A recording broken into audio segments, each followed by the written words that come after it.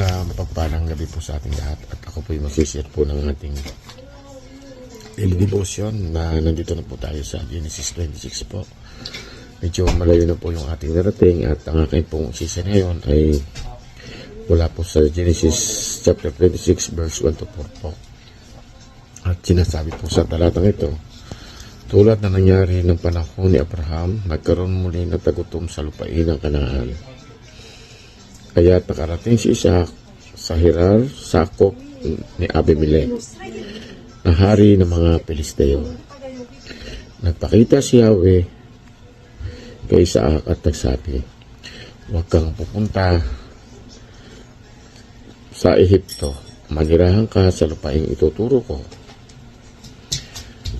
Sa lupaing ituturo ko sa iyo, dito ka muna, sasamahan kita at pagpapalain, ibibigay ko sa iyo at sa iyong lahi.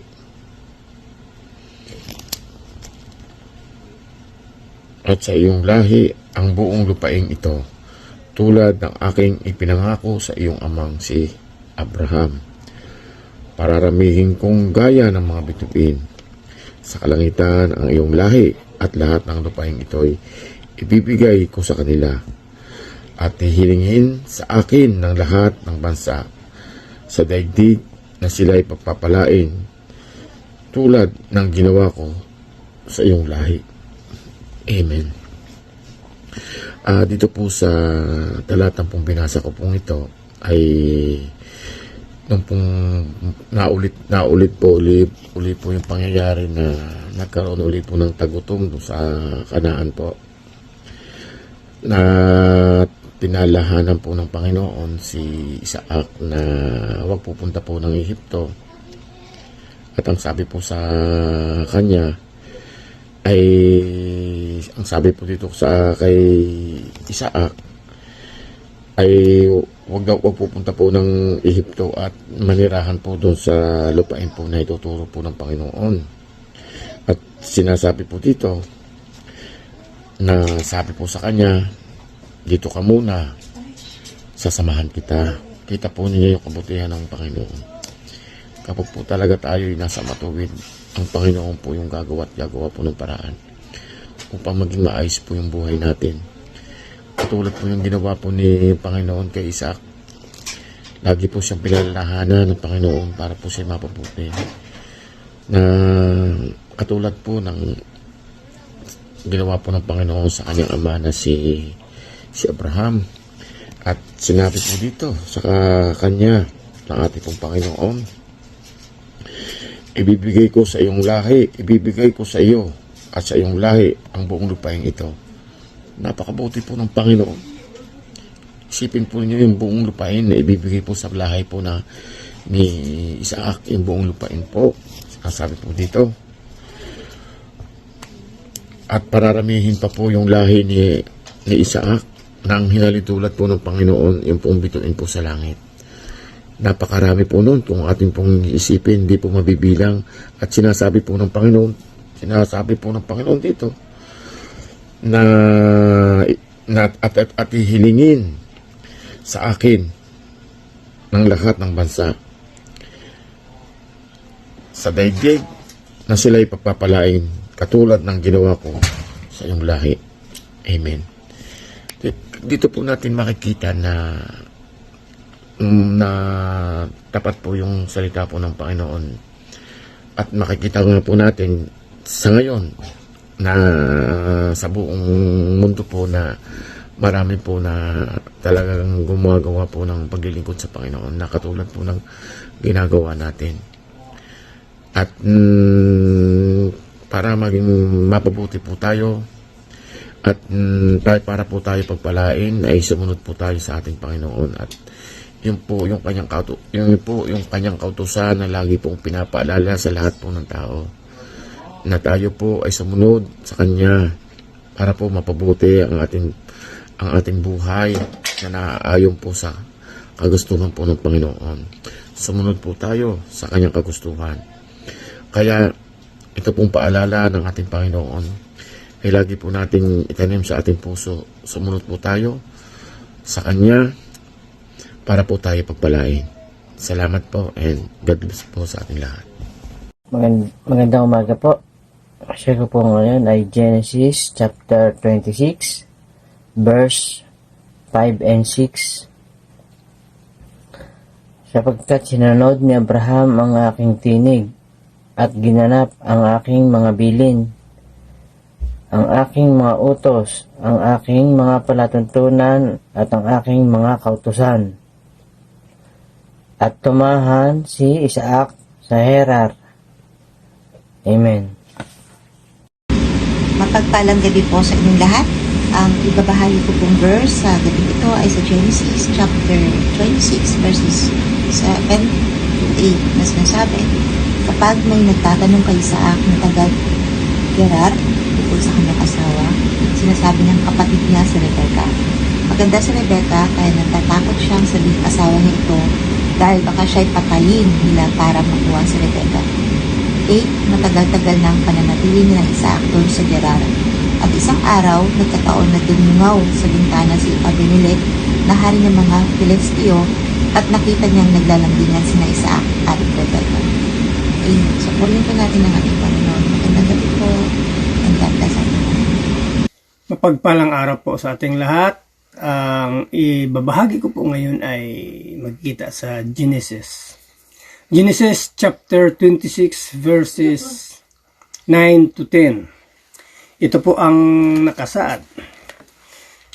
Ipinatawag agad ni Abimelech si Isaac at ang sabi, tiyak na asawa mo ang babaeng iyon. Hindi ba? Bakit ang sabi mo'y kapatid mo? Natatakot po ako na baka ako'y patayin kung sasabihin kong asawa ko siya, tugon ni Isaac. Bakit mo ito ginawa sa amin? Wika ni Abimelech. Kung siya'y ginalaw ng isa sa mga tauhan ko, isinumbo mo pa kami sa kapahamakan. Yun lang po. Maraming salamat. Magandang araw po sa lahat. Ang babasahin ko po ay makikita sa Genesis 26 verse 11 to 12. At sinabi ni Abimelech sa kanyang nasasakupan, papatayin ang sinumang umapi sa mag-asawang ito. Nang taong yun, si Isaac ay nagsaka sa lupain ng Gerar at makasandaang ibayo ang kanyang inani kaysa kanyang itinanim. Pinagpala siya ni Yahweh. Amin po. Purihin ng Diyos. Magandang gabi po sa lahat. Ang babasahin ko po ngayon ay makikita sa Genesis chapter 26 verse 13 to 14. The man became rich, and his wealth continued to grow until he became very wealthy. He had so many flocks and herds and servants that the Philistine invited him. Magandang gabi po sa inyo sa RCCI family. Ako po ay mag-share lang po ako ng Genesis chapter 26 verse 15 to 16. Kaya tinabunan nila ang mga balon. Ginawa ng mga lipi ni Abraham noong ito'y nabubuhay pa. Sinabi ni Abimelech, umalis ka na, Isaac. Mas makapangyarihan ka pa ngayon kaysa amin. Amen. Magandang gabi po sa ating lahat. Ang isi-share ko po ngayon ay nasa Genesis chapter 26, verse 17 hanggang 18. Kaya umalis si Isaac at nanirahan muna sa libis ng Gerar. Ipinahukay niyang muli ang mga balon ni Abraham na tinabunan ng mga Filisteo, at ang mga balong iyon ay tinawag ni Isaac sa sandaling tawag. Dito ay kanyang ama. Amen. Genesis chapter 26 verse 92-20. At humukay sa libis ang mga bataan ni Isaac at nangakasumpong doon nag-isang balon ng tubig na bumubukal. At nakipagtalo ang mga pastor ni Gerar sa mga pastor ni Isaac na sinasabi amin ang tubig at kaniyang tinawag ang pangalan ng balon na Esek sapagkat ipinakipagkaalit sa kaniya. Amen. Genesis chapter 26 verse 23 to 24. At mula roon ay umahon siya sa Berseba at napakita sa kaniya ang Panginoon naggabi ring iyaon at nagsabi akong ang Diyos ni Abraham na iyong ama, huwag kang matakot sapagkat Ako'y sumasayo at ikaw ang aking pagpapalain at aking pararamihin ang iyong binhi alang-alang kay Abram na aking lingkod. Amen. Genesis chapter 26, verse 21-22. At sila'y humukay ng inbang palon at kanilang pinagtalongnan di at kaniyang tinawag ang pangalan na si Taya. At bumunot si Yalong at humukay ng ibang balon at hindi nila pinatalunan at kay niya tinawang ang pangalang na Lehopot at kaniyang sinabi, sapagkat nakuway bininkan tayo ng Panginoon ng kaluwagan at lalago tayo sa lupain. Amen. Isang mapagpalang araw po sa ating lahat. Para po sa araw na ito, tayo po ay nasa ika-6 na pong linggo ng ating devotion.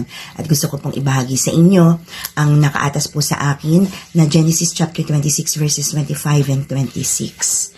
Sabi po rito, so he built an altar there and called upon the name of the Lord and pitched his tent there. And there Isaac's servants dug a well. When Abimelech went to him from Gerar with Abuzat, his advisor, and Phicol, the commander of his army. Amen. Purihin ng Panginoon sa pagkabasa po ng kanyang salita. God bless everyone. Ang gabi po muli, ako muna ang magbabasa para kay Edwin sa aklat na Genesis 26 verse 27 to 28. Tinanong siya ni Isaac, bakit mo ako dinalaw? Hindi ba't galit ka sa akin at ako'y pinalayas mo sa iyong bayan? Ito ang sagot nila. Naniniwala na kami na kasama mo ang Diyos. Nais namin makipagkasundo sa iyo. Ipangako mo sana. Amen po. Mapagpalang gabi po sa ating lahat. Ang aking pong i-share ngayon ay mula sa aklat ng Genesis chapter 26 verse 29 to 30. 29. Hindi mo kami pipinsalain sapagkat hindi ka rin naman namin pininsala. Pinakitaan ka namin ng mabuti at hindi ginambala sa iyong pag-alis. Ikaw ngayon ay pinagpala ni Yahweh. 30. Naghanda si Isaac ng malaking salo-salo at sila'y nagkainan at nag-inuman. Amen po sa pagkakabasa ng banal na salita. Magandang pagpapalang gabi po RCCI family. At nasa Genesis chapter 26 na po tayo. Ngayon pong babasahin sa Genesis chapter 26 verses 31 to 34. Ang sabi po rito, kinamagahan sila'y nagsumpa ang magiging magkaibigan at saka mapayapang naghiwalay. Yung kasunduan nila ni Abimelech at Isaac. Ang araw ring iyon ibinalita ng mga alipin ni Isaac na sila nakahukay na ng tubig. Tinawag niyang balon ng panata ang balong iyon. Kaya hanggang ngayon ay Beersheba ang tawag sa lungsod na itinayo roon. 34, 40 taon na si Iso nang siya'y mag-asawa si Judith na anak ng Heteyong si Beri ang napangasawa niya. Naging asawa rin niya si Basimat, anak naman ni Elon. Isa ring Heteo. Ang dalawang ito ang naging dahilan ng malaking sama ng loob kina Isaac at Rebecca. Purihin ang Diyos sa pagbabasa ng kanyang mga salita. Konting insight dito sa chapter 26 po. Kung mapapansin natin dito sa buhay ni Isaac doon sa Gerar, ay nangyari na po doon sa buhay ng kanyang amang si Abraham. Doon matatagpuan natin sa Genesis chapter 21 na dito po no, sa kung dito po ang itinuturo dito sa atin ng verse dito na mga talata rito na tayo ay magtiwala o magtiwala tayo sa pagsunod sa ating Diyos sa pamamagitan ng kanyang mga salita, no? At yung kagutom na nabanggit dito ay natagpuan na rin natin, nabasa natin sa chapter 12 yung sa buhay ni Abraham. Kaya nangyari muli dito kay Isaac yon. Tinuturo dito na huwag tayong manahan sa ating mga kakayanan. Magtiwala lamang tayo sa Diyos. Di ba, pinaalalahanan ng ating Panginoon si Isaac dito na huwag pumunta sa Ehipto, sa Gerar, kung saan doon sa Ehipto huwag siyang pupunta. Sa Gerar siya pinapunta. Kung saan doon na pangako ng Diyos na siya ay pagpapalain, sasamahan siya. At natupad yun. Di po ba ganun din nangyari doon sa amang niyang si Abraham noon? Alam ng Diyos kung ano makakabuti sa atin. Nakabuti sa kanila. Na di kailangan magsinungaling tayo para maipamalas ng Diyos ang kanyang kapangyarihan. Katulad dito sila Isaac ay nangyari katulad ng kanyang ama na natulad siya sa kanyang ama na nagsinungaling sila na sila ay magkapatid dahil nga sa takot na nalimutan maaari ni Isaac kung tiwala sa ating Panginoon na sila ay nakatalaga sa ating Panginoon. Kaya hindi sila pababayaan ng ating Diyos. Ganun din po tayo. Kapag ang buhay natin ay nakatalaga sa Panginoon, wala po tayong dapat ipag-alala at wala po tayong dapat ikatakot na kung tayo ay lagi nakakonekta sa ating Panginoon, hindi tayo niya pababayaan. Tsaka bilang Kristiyano, ito pong talatang tayo nagpapaalala sa atin kung tunay tayong lingkod ay dapat prioridad natin ang ating Panginoon sa ating buhay. Sa paggising, saan tayo pupunta, ano man ang ating gagawin, maging prioridad natin ang ating Panginoon. Yung na kayo po ba sa buhay natin ngayon, meron po ba tayong prioridad bukod sa ating Panginoon? Mari sa pamilya, no? Tayo nandito sa abroad dahil prioridad na para sa pamilya na matulungan. May mapapaaral, kasi may inaasahan ka, laging pamilya yung ating prioridad. Pero bilang Kristiyano, dapat ang prioridad natin talaga at walang iba, dapat kundi ang Diyos. Dahil at dapat maging sentro natin ang ating Panginoon. Sabi nga dito sa Genesis, sa unang Juan chapter 3 verse 24, ang sabi rito, ang sumusunod sa mga utos ng Diyos ay nanatili sa Diyos at nananatili naman sa Kanya ang Diyos at nalalaman nating nananatili siya sa atin sa pamamagitan ng Espiritong ipinagkaloob niya sa atin. Kaya bilang lingkod, dapat po talaga hindi tayo mananahan sa ating sarili. Kung tayo ay may kahinaan, hindi po dapat na yung magsinungaling dito. Pero bagamat dito nagsinungaling sila, ay pinagpala pa rin sila ng ating Panginoon. Kasi ang buhay po ni Isaac ay tulad ng kanyang ama na nakatalaga po talaga sa ating Panginoon. Kaya po, ang buhay natin, kung tayo po ay nakatalaga sa ating Panginoon, nandun yung proteksyon ng ating Panginoon na pag-iingat. Ganun ang nangyari dito kay Isaac. Iningatan at pinaproteksyonan sila ng ating Panginoon sa pamumuhay na doon sa Gerar at patuloy silang pinagpala. Kaya maging masunurin lamang tayo sa ating Panginoon at Yun lamang po, maraming salamat. God bless you all.